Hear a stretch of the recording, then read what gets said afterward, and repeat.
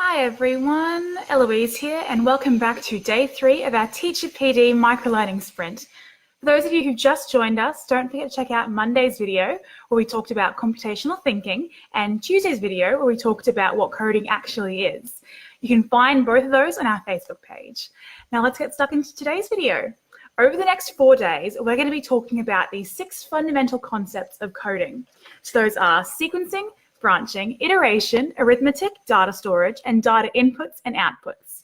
Today's video is all about sequencing. So what is sequencing? Well, sequencing is a logic structure that's used in programming.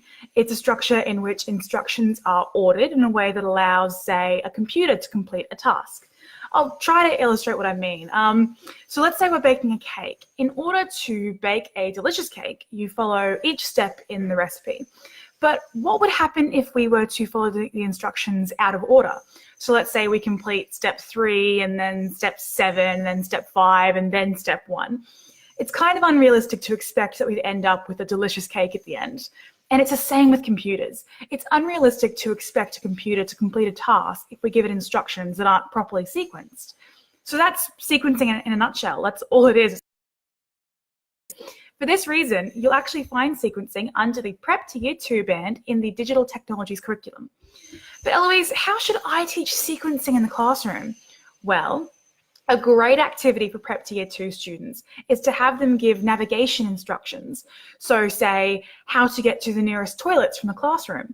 You can have students use school tablets to make a video of themselves giving instructions to next year's students on how to get to the school toilets from the classroom. Through this activity, students can learn their lefts and their rights, how to give clear instructions to the person completing the task, how to give descriptions of their environments. They could, for example, make references to distinctive trees or buildings. And most importantly, they learn how to sequence their instructions in a logical manner. To add to this activity, students could always put their peers' instructions to the test and try to follow the directions given to them by another student. This way, they also have the opportunity to provide constructive feedback to their peers. This activity shows how important it is to sequence instructions in a clear and logical manner. If a student shows it shows students that if instructions are unclear or out of order, it's actually unlikely that their desired outcome will be achieved. An alternative to this navigational activity is to read a story together with the students. Afterwards, have students identify the correct sequence of events that occurred in the story and present these events as either a digital or unplugged project. So let's go over what we learned today. We learned that sequencing is a logic structure where instructions are ordered in a way that allows a computer to complete a task. And if we don't sequence these steps in a logical order, it's unlikely that a computer will be able to do what we want it to do. Being one of the more straightforward fundamental concepts of coding, sequencing is listed under the Prep to Year 2 band in the Digital Technologies curriculum.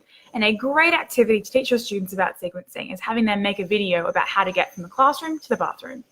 That being said, there are plenty of great ways to teach sequencing. And that's it for today's video, but don't forget to do our 1 to 2 minute mini quiz. If you do all 10 quizzes, you'll receive a certificate for 1 hour of PD. Tomorrow, we're going to be covering branching, the second of the 6 fundamental concepts in coding. Thank you all for tuning in. This has been Eloise, signing off.